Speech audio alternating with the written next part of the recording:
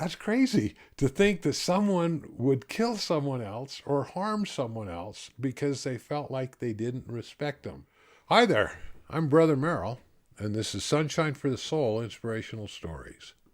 When I was a young boy, we moved into the very first subdivision of unincorporated Salt Lake County, Greenfield Village. They even put an article in the Deseret News about city people moving to the country. It was open country out there then. There was one ward, went from 6200 South and 9th East to Wasatch County and Utah County. It was a big ward. The largest building was lovingly referred to as the Chicken Hotel, and it was a 5-story building owned by the LDS Church's welfare system, and it had thousands of chickens in it. And our welfare assignment, which you never wanted to get, was to go down and clean the conveyor system that brought the feathers and the debris and the manure of all these chickens down to be loaded and hauled away. But there was nothing else out there. It was just open fields everywhere. And soon other subdivisions began to sprout up. Stephenson Heights was next. It was up by the mouth of Big Cottonwood Canyon. And there were a group of boys that became good friends up there. Don West, Larry Jeeves, and Jim Porter. They became fast friends and enjoyed one another's company. Jim was a big guy, had red hair, big hands. He was a good athlete, and his dad was an alcoholic, so they weren't active in the church, and his dad had taught him to box and to fight. But Jim wasn't a fighter. He was a real gentle soul. He always stood up for the underdog. Whenever Jim was around, bullies didn't act up too much because he was one of those quiet, confident people that just wanted people to be nice. In the early 60s, they built Hillcrest High School, and we were amazed at how big this building was. And it was right next to the Chicken Hotel. The Butler area had been split into a stake, and there were homes everywhere. And Don and Larry asked Jim to be on their church basketball team. He was a really good athlete and quite big, and they won the stake championship. And the night before the regional competition was to begin, they got a call at Don's house. His mother took the call, and she said, yeah, he'll never go back to church again. And their team had been disqualified because Jim was not active in the church, and that was the last time Jim went to church. But the boys continued to grow, and they soon became the sophomore class of Hillcrest High School. And they became friends with another group from Midvale Junior High School, and they had a table off to the side in the cafeteria, and they called themselves the Brown Baggers because they brought a lunch from home. People were a little closer with their money then. I remember thinking school lunch was a luxury, and they just kept to themselves. But there was a big guy that had been an all-state tackle for Hillcrest the year before. His name was Jack Bellows, and he, after a week of school, started to come into the cafeteria and look around, and he was had his chest puffed out and looking all studly, and he saw this little group of sophomores over there, and he walked over to their table, and he snatched a sandwich out of one of the kids' hands, and he took a bite, and threw it back at the kid. He says, "This tastes like crap. Did your mom make you a crap sandwich?" And all the boys just kind of keep their heads down and be quiet, and Bellows would leave. But every day for several weeks this went on. And they kind of vacated that end of the table, hoping they wouldn't be the target when he came. But every day he'd come over and snatch one of their sandwiches and harass these little sophomores. And it seemed to make him feel like he was the man. And one day, Jim Porter was sitting on the end of the table that Jack usually targeted. And as Jack approached, he kind of put his head down and he pulled a sandwich out of his bag and he handed it to him. And Jack took one bite and he spit it out and he started cursing and swearing. He goes, "This tastes like crap." And by then, Jim had jumped up and gotten nose to nose with him. And he said, "That's 'cause it is crap. I made it especially for you. It's chicken crap." And the afternoon before, Jim had gone over to the Chicken Hotel conveyor system, and he'd carefully scraped some chicken manure into the wax paper he'd saved from his sandwich that day. That night, he took 2 pieces of Wonder Bread and made a nice sandwich and wrapped it up tight and put it in the bottom of the bag and kept all his food separate from it. That was the last time that Jack Bellows bothered the brown baggers. Another story I'd like to share comes from a Chicago newspaper, and it describes a situation that took place in a Northwest Railroad station one hot summer afternoon. This heavy-set large man came running up the stairs into the station. His arms were full of packages. As he came into the station, the train was announced that it was departing now. He began to boisterously run through the station, yelling at people to get out of his way. He had to make that train. And pretty soon every eye in the station was on this huge, sweaty man. His tie was down. His coat was open. He was struggling with all these packages. He was running as fast as his chubby legs would carry him. And as he watched the train nearing the end of the platform, he was able to get to the end, and a trainsman reached down and helped pull him up, and he turned and waved triumphantly at the crowd. Some jeered, some cheered. Some people paid off the bets they'd made because they'd been wagering either for him or against him. And then he made his way and found a seat in the last car. And it took a while for the conductor to get to him.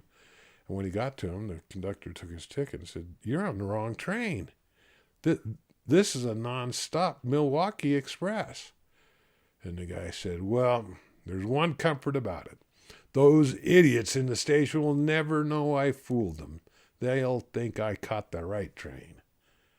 I thought, here's a classic situation. The guy thinks these people are idiots, but he's more concerned with what they think of him, his public image, than where he's going, the progress and achievement that he's actually making towards what he wants to accomplish that day. I have another story. It takes place in the late 1880s and early 1890s. Brother O.H. Snow had gone on a mission and served an honorable mission and returned several years later to find the country in a severe depression. His mother had been widowed when he was 10 years old, and they had struggled with his ward to support him while he was out on his mission. And when he returned, he wanted to get on with his life, and he couldn't find a job. He couldn't find a job anywhere. There were no jobs anywhere. But he met some guys who had signed a contract to haul wood for a new mine in Delamar, Nevada. And they were building a huge refinery to handle the smelting for the mine, and they needed a lot of wood.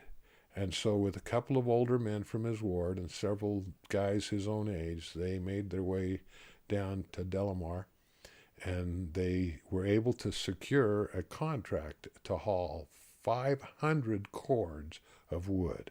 And that's a lot of wood. And they didn't have chainsaws back then, so they went into town and they hired choppers, they called them, men that were swinging axes all day long. Those guys must have had shoulders. But they hired a bunch of choppers, and these guys went and formed a camp, and they began to chop wood and to pile it and then haul the wood into the refinery. And they worked for 6 days, and on Sunday, Brother Snow got up and he watered his horses, and he gave them a little grain, and then he turned them loose in the field. And the foreman, the older man from his ward, came and said, "What are you doing, Brother Snow? We've got to work today." And Brother Snow said, "No, it's Sunday." He goes, "It doesn't matter. We're out at a mining camp. There's no churches around here." And Brother Snow said, "Listen, I've been on a mission, and I've been testifying to people about the importance of living the commandments. And I'm not going to break the Sabbath day commandment." And so they got in kind of an argument about it, and finally all the men were ganged up against him, all of his friends and the older men from his ward, and they said, "Well, then we're going to split sheets here. We'll measure up the pile, and you take your portion, and you can go make your own camp. You can go get your own choppers." So the next day, that's what he did. Brother Snow went and found a new place to camp, He went down to town and hired 2 new choppers that would work with him. And then all summer long, for 4 months, they worked and worked. And the other men worked and worked. Brother Snow worked 6 days a week and was constantly mocked about how they were going to make so much more money than he was by his friends. But he knew that he should keep the Sabbath holy. At the end of those 4 months, he had missed 2 half days. One was the half day where he had to go hire 2 new choppers and set up his camp. And the other half day, he'd noticed that one of his wheels was getting a little wobbly on his wagon, and so he had replaced the wheels on his wagon. The other men at the end of those 4 months were just bedraggled and just worn down and tired. Their teams were just skin and bones, and they just struggled to pull these loads. Brother Snow's team, on the other hand, was healthy and fat, and he was rested and invigorated and strong. And at the end of those 4 months, he made $25 a month more, hauling 12 loads a week and resting on the 7th day. So he made $100 more than the men in his ward did. Like Jim Porter, Brother Snow had a confidence. His confidence wasn't in his ability to defend himself and to stand up and be strong, but his confidence was in keeping the Lord's commandments. And he knew that he would be blessed by the Lord. And he cared what the Lord thought of him. I've often thought, this is a deep ingrained thought pattern that we have, this concern for public opinion and of others' image of us and what others think of us. It seems to be a constant in our minds and in our thoughts. And I had a very interesting experience. After my mission, I'd had some devastating failures in my life, and as spring approached, we had an early spring, and I wanted to just be alone. I just wanted to get away from humanity. And I'd climbed Lone Peak hundreds of times, and I knew the Lone Peak wilderness extremely well. And I decided I was going to spend a week up in the Lone Peak wilderness. It's beautiful, beautiful country. And as I came to the trailhead, there were no footprints. And I was a good, strong, solid hiker, and I knew that I was not going to see another person, not another human being, until I came back to civilization.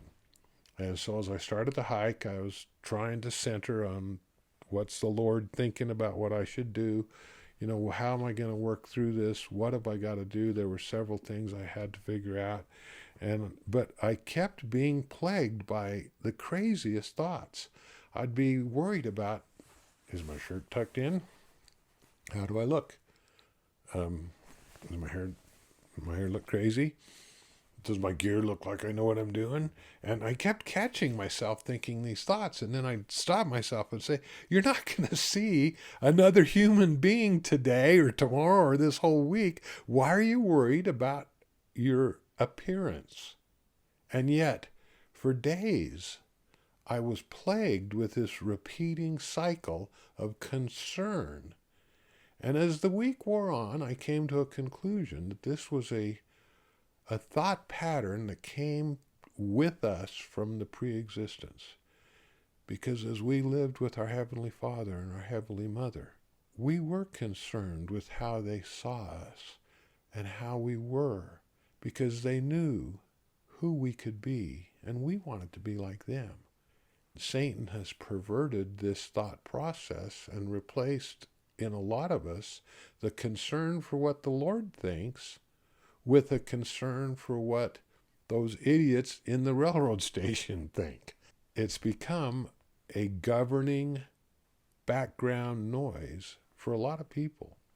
In James chapter 3, verse 4, it says that a large ship can be driven by fierce winds, but it can be controlled by a small helm.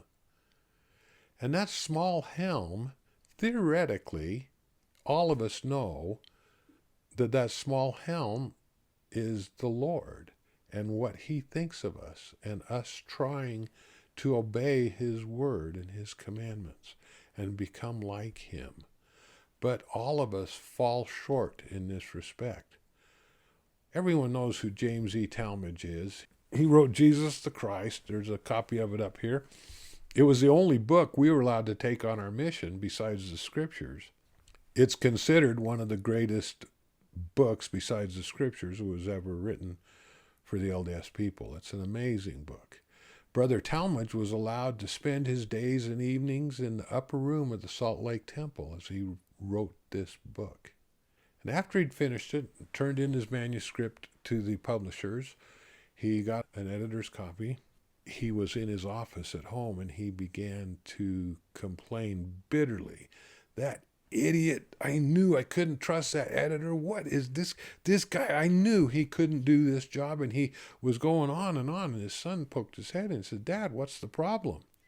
And he said, look at this. I knew I couldn't trust this editor.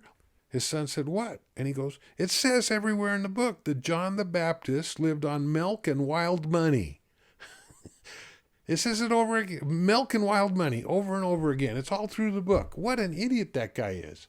And his son said, well, Dad, let's look at the original manuscript. And so they got it out and looked at it, and sure enough, somehow Brother Talmage, with all his inspiration, and he was doing a lot, so it's easy to miss a detail when you write a book. I thought it was a very interesting story. Here's this highly respected spiritual giant, an intellectual, amazing spiritual man, and yet he's concerned with what others are going to think if his book has one typo with one letter that says money, not honey. So I think we're all victims to that thought process. The last story I want to share is about my daughter Janny. We lived in a wonderful neighborhood down in the river bottoms in Provo, and Janny could just pedal her little bike around and was friendly with everyone. She had friends on our cul-de-sac and on the next street over. She was a friendly soul and just loved everybody. When she was in first grade, we had a boat, and we frequently went out on Utah Lake. And on the 24th of July, several of the neighbors that had boats, 3 other neighbors with boats, decided we'd all go out to Utah Lake. And I spent a lot of time. I like Utah Lake. A lot of people don't, but we would always go straight across the lake over to Pelican Point, where the water was deeper and more clear. And if we went through a little green slime, we didn't worry about it. We had a lot of fun. And you try to go to Deer Creek or Jordanelle on 24th of July, and you can walk from boat to boat. But out at Utah Lake, we had that whole side of the lake to ourselves, and we were having a great time. And just after lunch, one of the families decided that they had to leave, and their 6-year-old son, Wendell, decided that he wanted to stay with us on our boat because we were having fun. We were towing the kids in tubes, and they were having a blast. And so the 3 other boats stayed, and they left, and before long, a black cloud came over Lake Mountain. And if you've ever been on Utah Lake in a storm, you know what I'm talking about. Before long, it started to get serious, and we decided to turn and head back across the lake to the marina, and one of the boats broke down.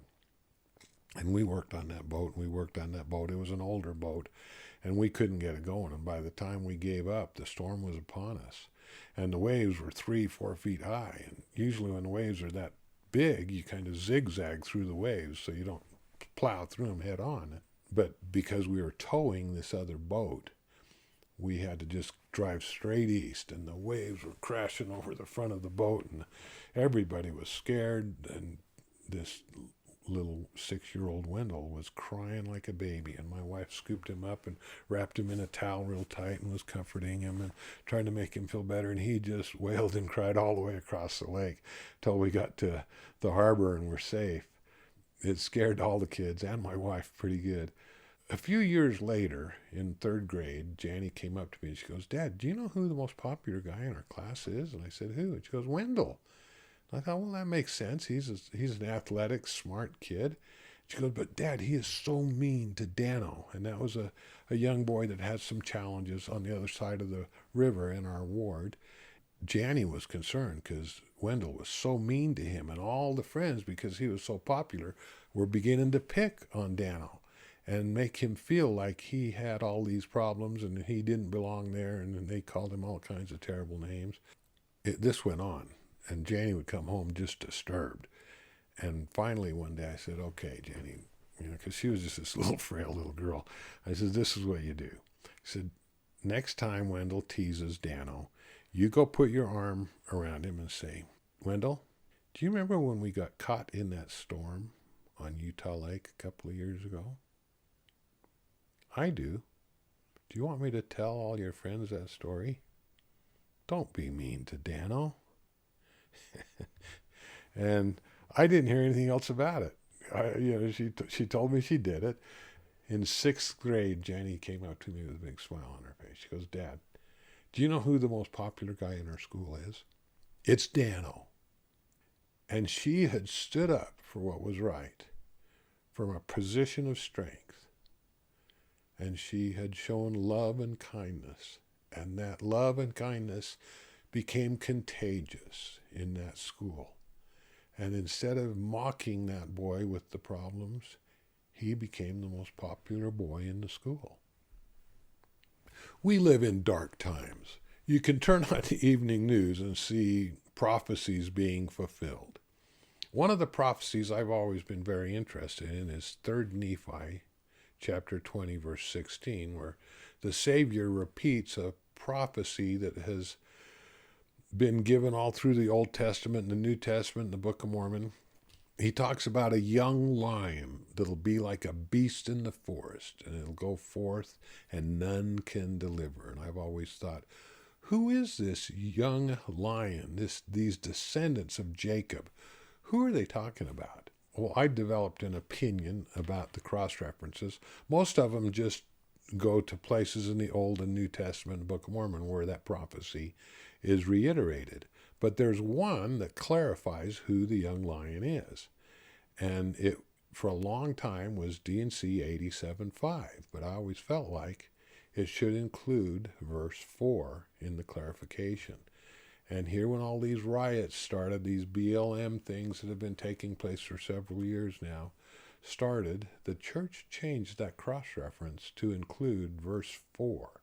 So it's D&C 87, 4 and 5. And that tells us that we are living in the last days, that we are watching these prophecies. We're living in dark, dangerous times. We have become very divided.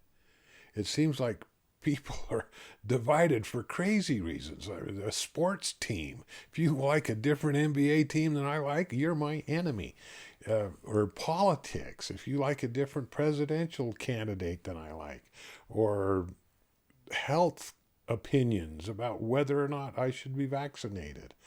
There's so many things. It's crazy. For religion, ethnicity, sexual preference, identity, or there's so many things. And I've seen several stories where people have killed another person because they were dissed. D-I-S. They were disrespected. And I thought, that's crazy to think that someone would kill someone else or harm someone else because they felt like they didn't respect them.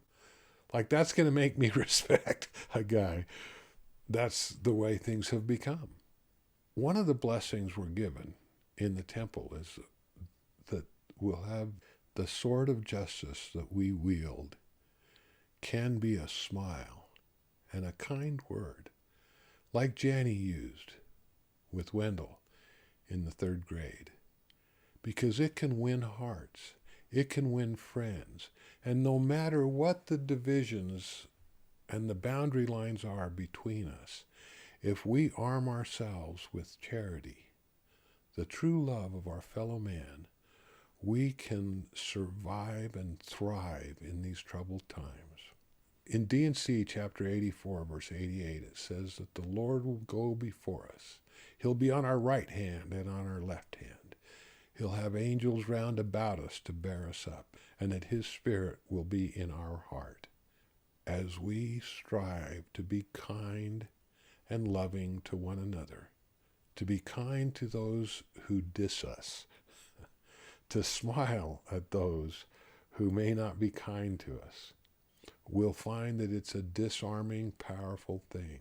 We'll be coming from a position of strength and confidence because we will be doing what the Savior Jesus Christ has asked us to do.